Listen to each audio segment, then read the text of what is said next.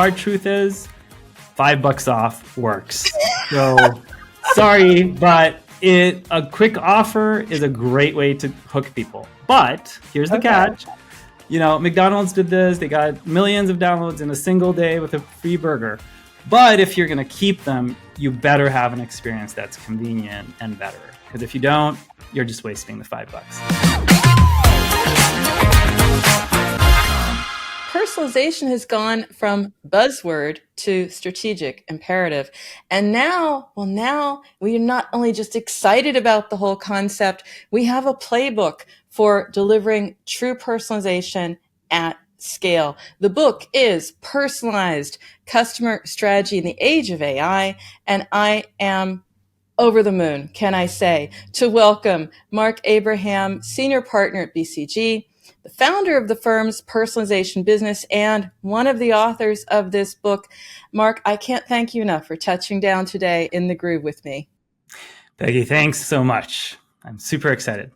I am too. It's such a book. I mean, first of all, congratulations on the book, which is going to be, fingers crossed, really going to come out right around the time of this podcast. But even more so, you are the only one I know who really does walk the talk, because you have a website that is amazing. It's an experience to go in there, sign up, identify myself. You personalize the complete customer experience. So I'm wondering to myself, is this going to be the new benchmark? Well, I certainly hope so. And wait until you see some of the other cool experiences we're adding to the website. You can even do a Ask the Author, fully Gen AI powered experience on there in a month or so when the book releases. So really excited for that. So you're going to make my research really simple for all the upcoming articles I'm going to write about you, because I am inspired.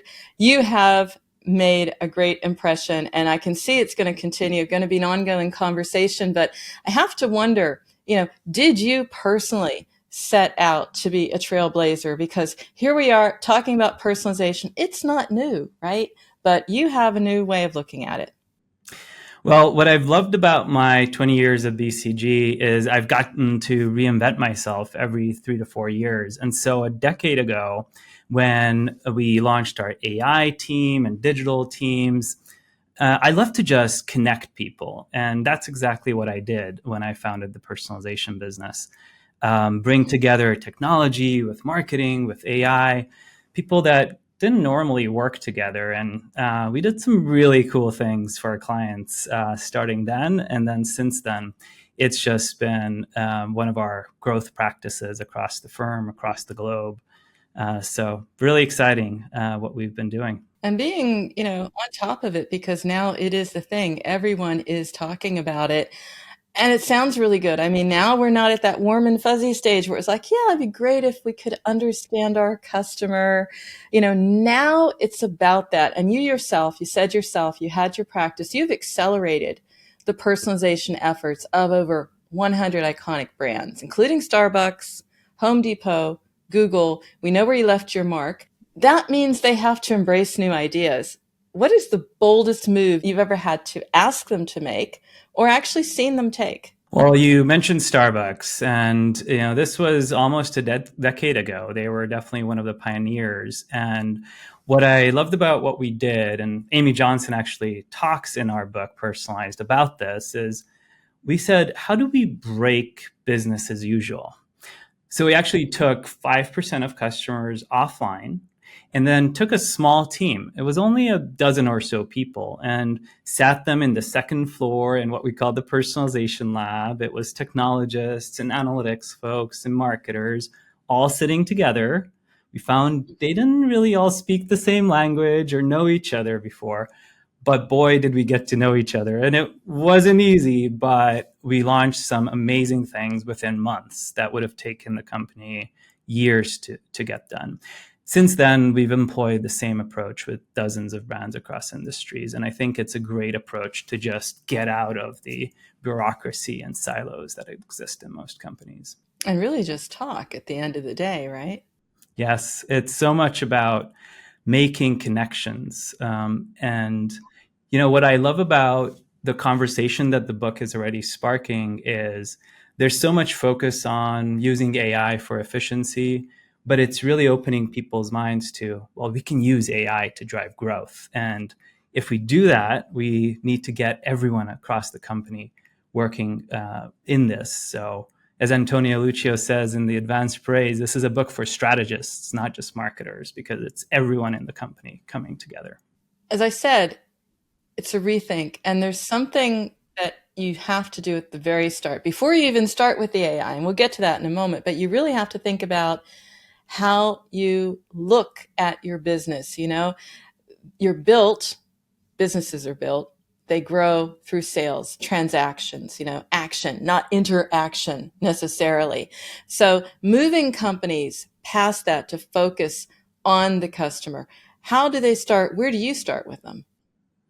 Well, a really cool concept that I share in the book is what I call the engagement ladder.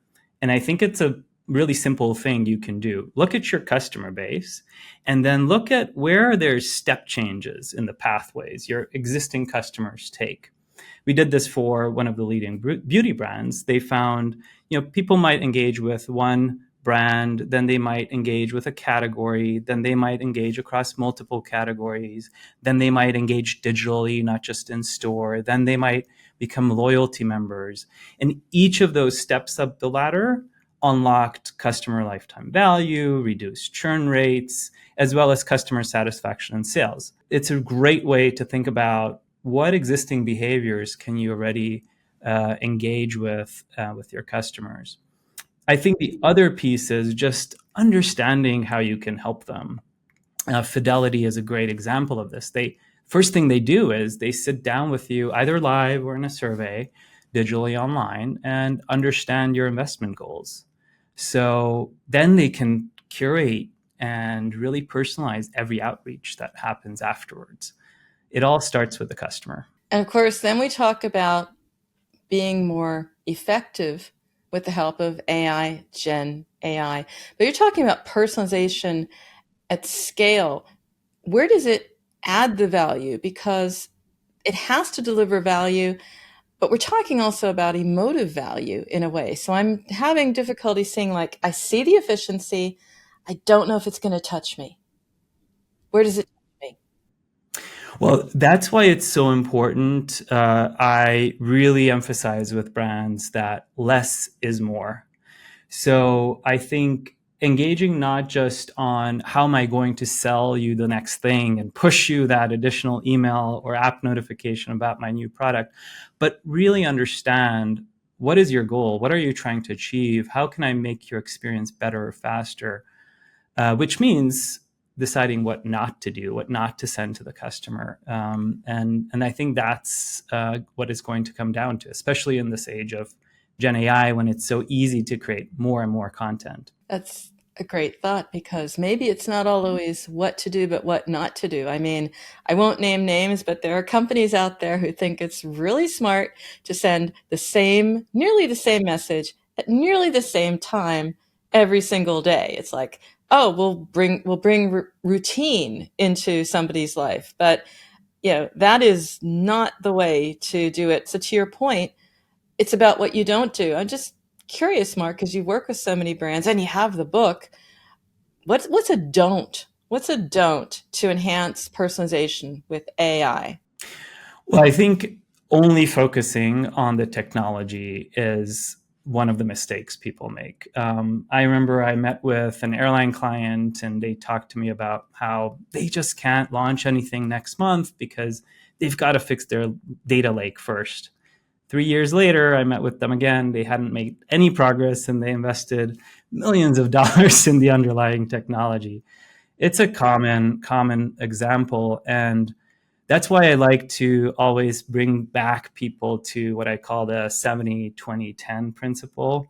70% of this is about people and processes and really figuring out how you bring organizational intelligence to your artificial intelligence, getting people to work together across functions, all the things I described. Of course, data and technology is the other 20 and 10. You've got to get those right, and there are massive investments, complex decisions, but it just underscores how important people are to this.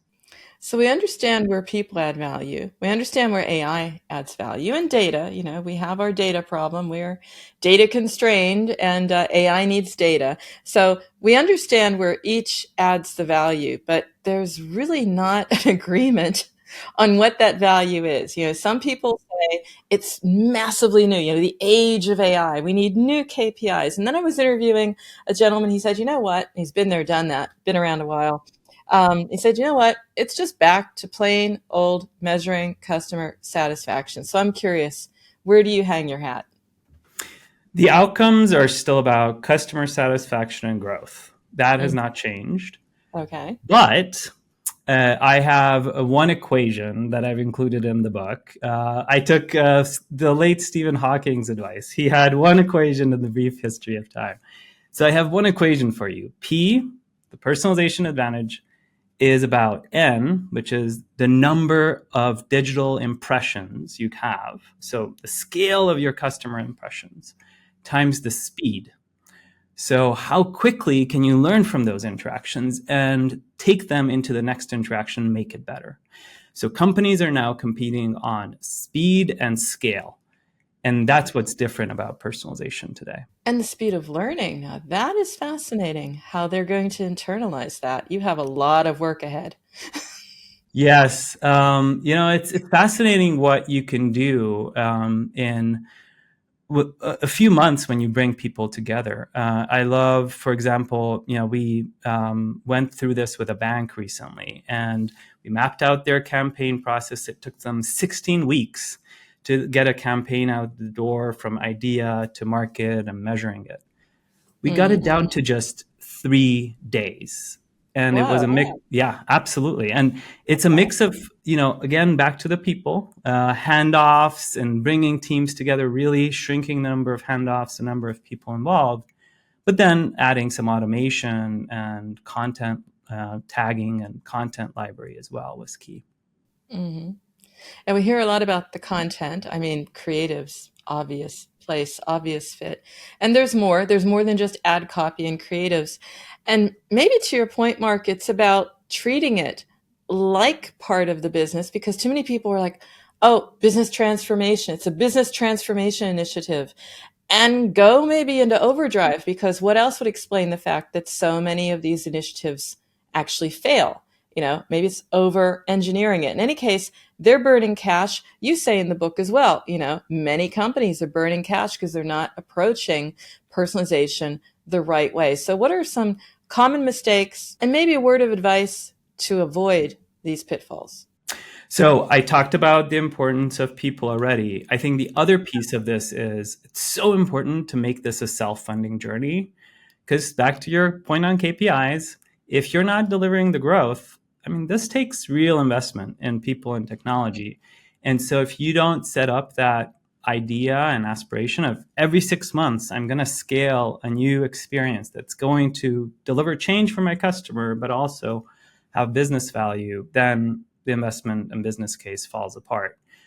So I really emphasize that piece of it. And then getting started. Just get started tomorrow. There's no shortage of ideas. Anytime I've done this with any company, they have scores of ideas, but it's holding them back in terms of their processes, their approvals to just get the next one launched. And there's nothing like getting going on this. So I'm curious because you're working with major brands, but you know, businesses all sizes. I'm based in Germany where most of the businesses are mid-size and they're like, where do I get started? So just to that point, you know, I'd like to build some encouragement, some enthusiasm to say you don't have to be a major brand to do this. You can do this small. I mean, how small can a company go? Can it just be as easy as saying, okay, you know, sign up for Chat GPT, start training a team to start use it or something. I mean, you make it sound like yes, get started. So let's continue with that enthusiasm.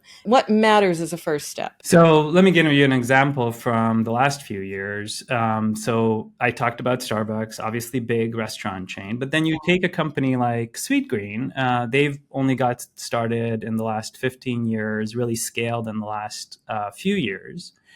And they started very early on with digital and the mobile app and getting those digital customer relationships built from day one. They're actually a leader in the whole restaurant space. When you look at share of their orders that come from digital, they're like 60, 70%, versus even large brands are 30, 40%. So they built with that mindset in mind, just like the digital natives. And then they're applying off the shelf solutions for some of their software. Like they were able to launch personalized challenges and offers in their app that are similar to what some large brands are doing with some off the shelf technology in a fraction of the time. So I do think the technology has evolved. The number of players that are out there you can leverage off the shelf has evolved. And then we are going to see yet another step change with Gen AI. I'm so excited about what's to come there, because the old ways of searching and discovering and pushing things on customers is going to, I think, really transform in this whole model of agentic AI. So having the customer interact with a virtual assistant and them pulling what they need to solve their problems. That's the future. And those things can be built very quickly, again, with using off-the-shelf LLMs, with some of the right content you as a brand, maybe a startup brand even has. See, that's great to hear that it's off the shelf. And there's going to be more innovation. I mean, ultimately, this is where we are. You always need role models, though. You know, we love these real case studies. I mean, thanks for your book. You've given us some. But what does the leader look like? What's the anatomy of what you would call the personalization high performer? Any threads that distinguish good from great here? So the good news is we finally arm our readers with a way to measure personalization, because that was my big frustration in this, is there was no way to measure personalization. In the book Personalized, we now have the Personalization Index. It's a simple score, 0 to 100, and it really covers 5 key areas. You can even go online, by the way, on personalizethebook.com and take it.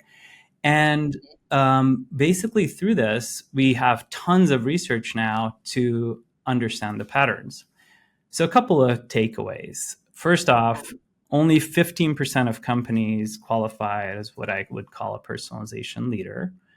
The good news, though, is they do span all industries. So no matter what sector you're in, there are some examples and pioneers to learn from. And I think a couple of themes stand out. One is they all start with the customer. So really understanding what do they want, what do they need, and using their personalization in those channels, in those moments of the experience where that's really going to help the customer.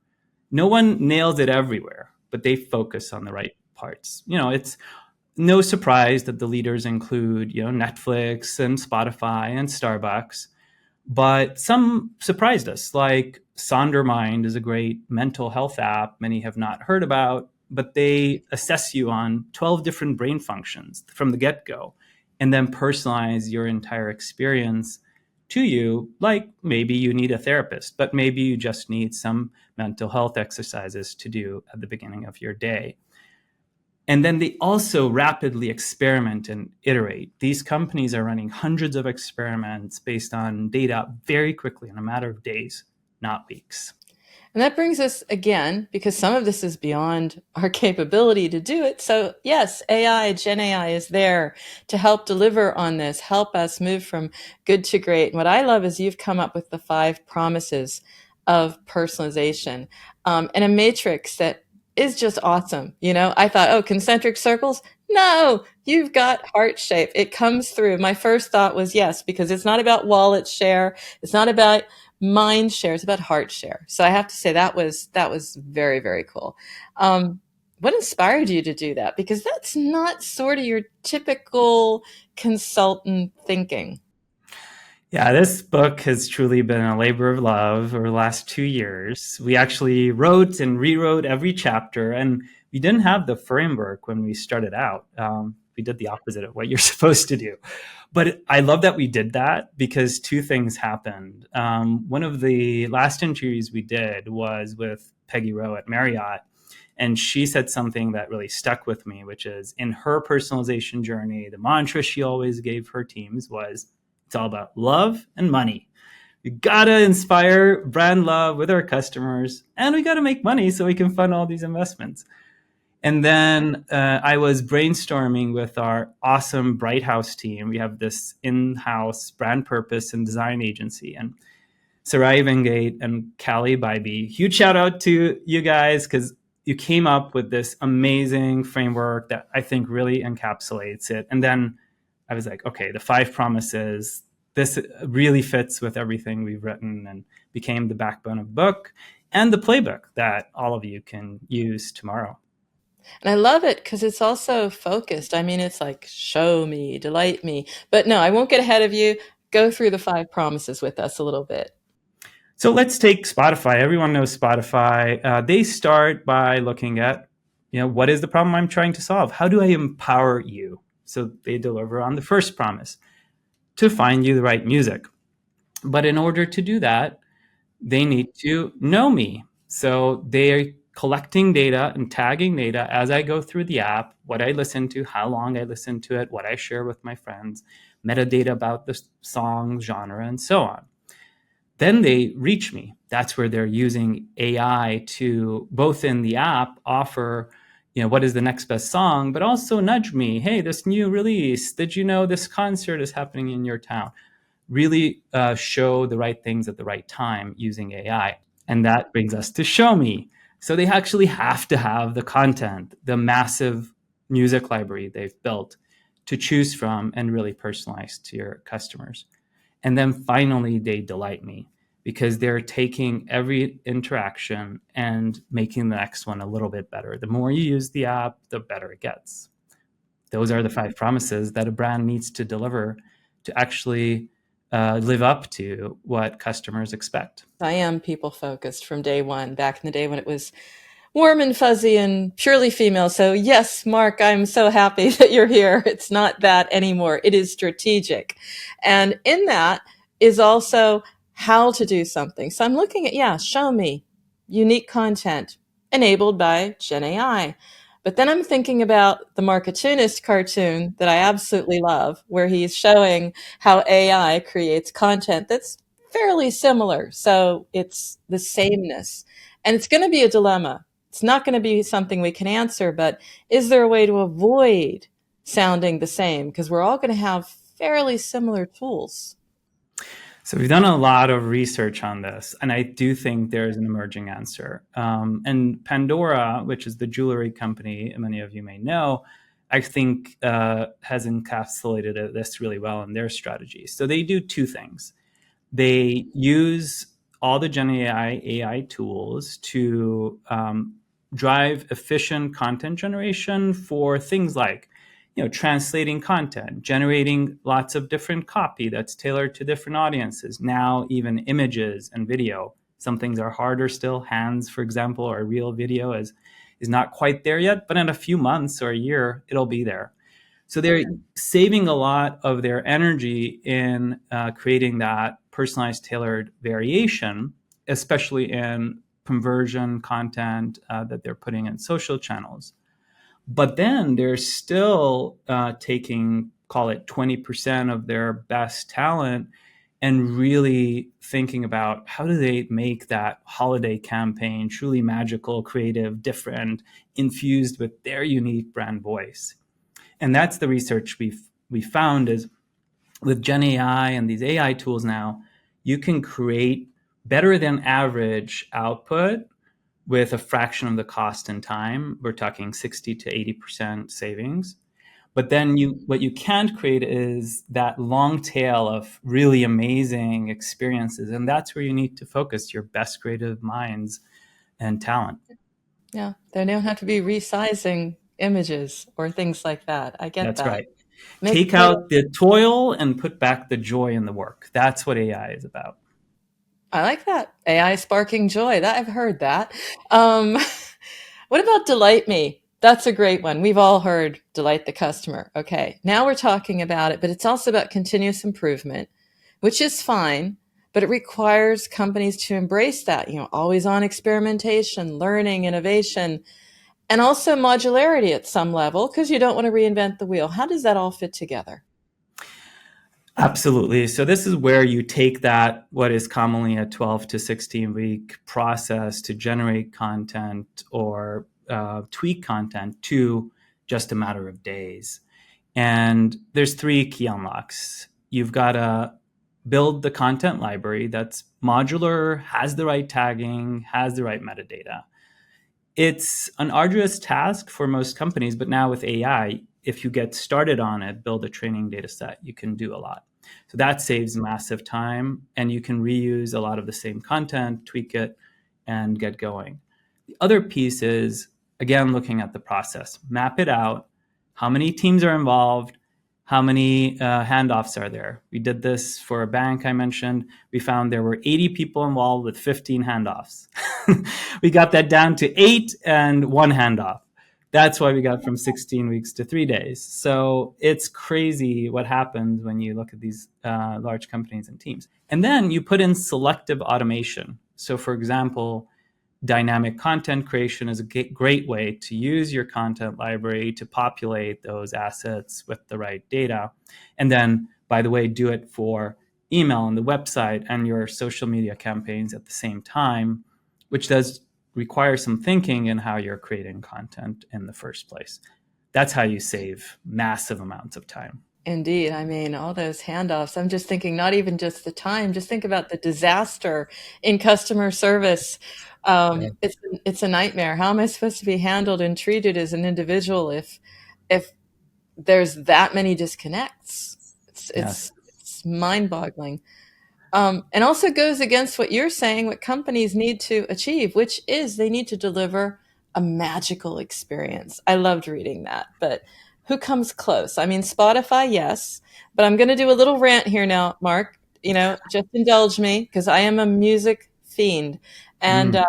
you get into this phase, like I got into my dark phase, hard to believe maybe, but I got very dark. And now I cannot escape things like Nine Inch Nails, and it's summer.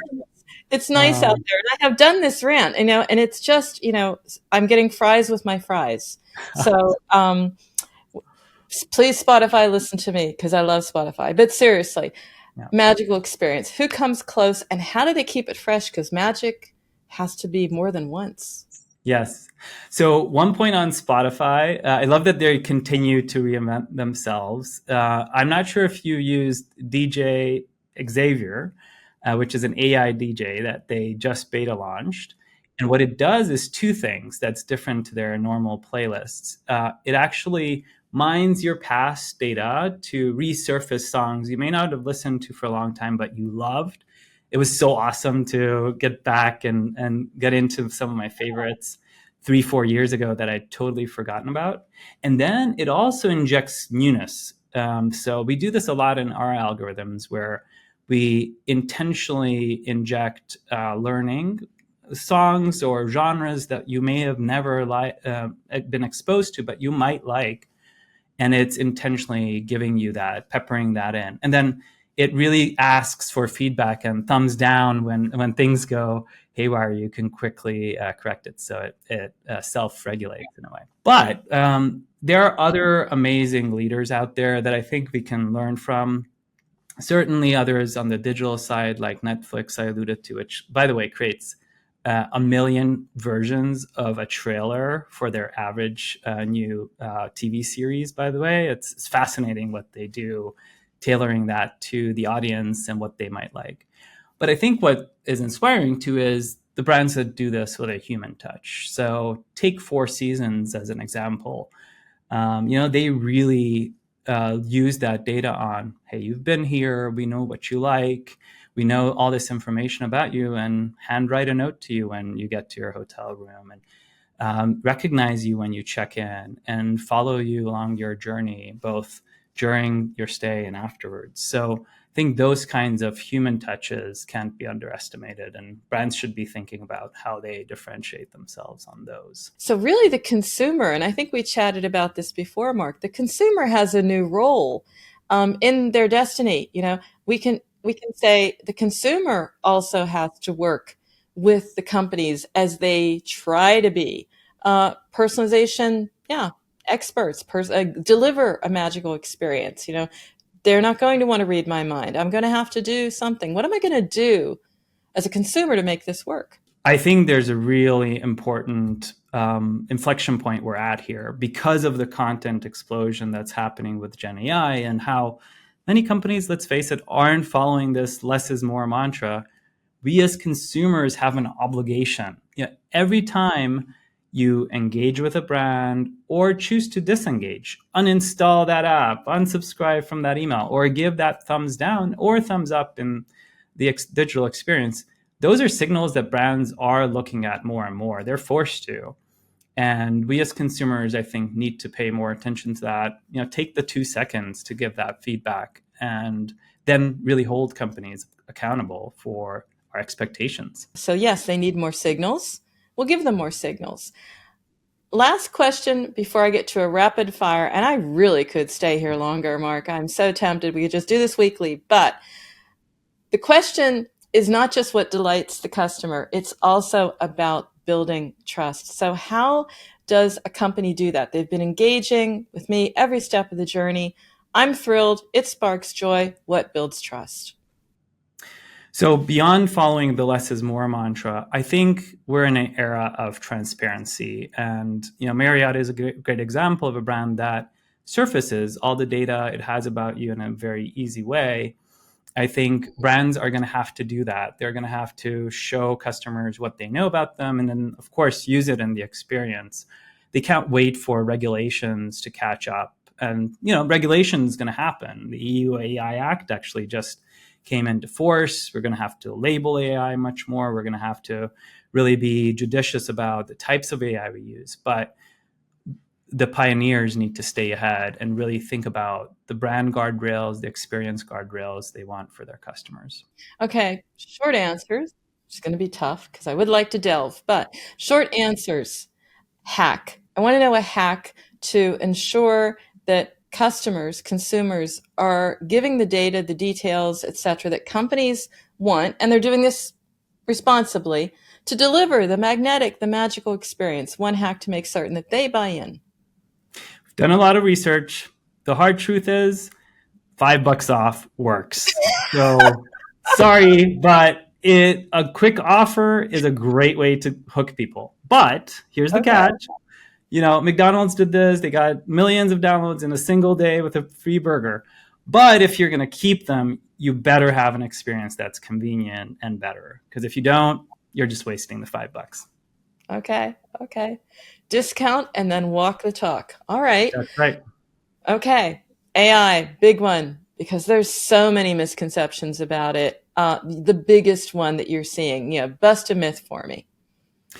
So it's back to this point around there's artificial intelligence. You need organizational intelligence to unlock it, which means working across teams, getting people to speak the same language and follow a common vision and roadmap. Okay. And you mentioned this in your book, and that's why I wanted a shortcut, because you talk about the dance of product and marketing and data and analysis and all the members of the team that have to speak together and get up to speed on AI. What's a shortcut other than reading your book, of course, Mark? Of course, get personalized, but more importantly, as importantly, start tomorrow. I'll just repeat what I said before. Take that next use case. You have the ideas. And if you're not using Gen AI tools, at least for your internal work, get using them. Get your teams literate on them. It's the future. They need to be prepared. You owe it to them for their careers. So I have to say, Mark, if people aren't inspired by now, then there's something wrong with them, because you are that way. And I was wondering, I thought, path-breaking book, smart. I mean, I read it. I got a watermarked PDF copy of it, right? I did it. And I'm like, your colleagues call you out and say that you consistently, you focus on the positive. You focus on the possibilities. One of them said, and I quote, was on your LinkedIn, not the limits or the constraints. So I'm fascinated by that. So I'd like you to draw on what you do, what enables you to see the bigger picture, and share as an ending some of your advice, a thought about how to do that, how to dip into that well of positivity in challenging times. Well, what I've loved about my career at BCG is just standing on the shoulder of giants and great mentors. Bruce, who founded our firm many years ago, founded BCG as a lever to move the world. So it started with that bold ambition. My early mentor, Michael Silverstein, who founded our consumer practice, always had crazy big ideas for brands and pushed them to do more. And it's what I aspire to do as I travel the world and meet all these inspiring CMOs and CEOs every day. And then getting to work with smart young people. We hire people around the world, and the team I have is absolutely incredible. So that's what inspires me. I think it's all about really pushing yourself outside your comfort zone and surrounding yourself with different people that think differently and come together around a common cause. I love how we've gone full circle. It was about people. I mean, it sounds fuzzy, but it's so incredibly true. It's about people. It's about connecting, making those connections, seeing those connections. You made all the connections in your book. I'm thrilled because we've gone full circle and I didn't even have to think about it. Now here we are. We're talking about people, talking about connections. The segue, I can't resist it. How does our audience connect with you? So, of course, go to personalizedthebook.com, where we'll be constantly refreshing the latest and greatest content. Connect with me on LinkedIn and my YouTube channel, where I'll be posting videos with personalization leaders as we go. All new companies and new leaders that are blazing trails themselves. Mark Abraham AI on YouTube. That is awesome. So I'll smash your subscribe button. You smash my subscribe button. I think we'll be having some fun there.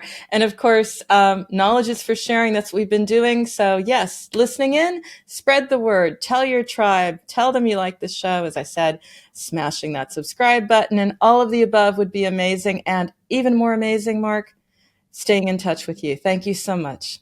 Likewise. Thank you, Peggy. And I'll send you that personalized copy of You are Personalized. on. That's going to be my social media moment. Thank you. Yes. Thank you. And of course, if you're tuning into In the Groove on YouTube, well, go ahead and smash that subscribe button. It will allow you to stay up to date with the series. And not only that, enjoy the pure gold of knowledge and insights our guests bring to every episode.